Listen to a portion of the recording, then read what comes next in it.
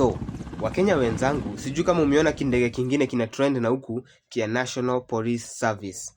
That chopper is a symbol of how careless we are as a nation.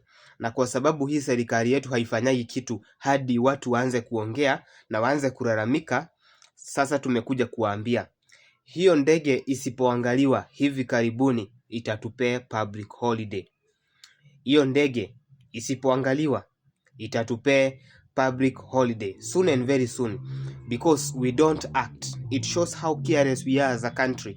Hadi hiyo ndege iue watu ndio tutaanza kukimbia huku tukituma rambirambi na condolences. Yet the plane, hii ni mara ya 3 ina make an emergency landing in less than 1 month.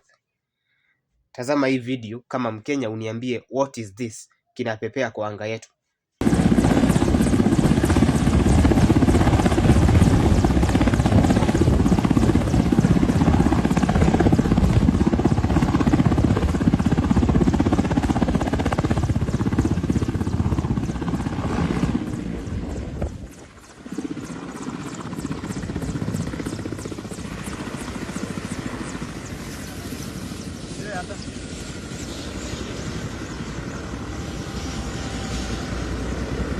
Vamos, vamos,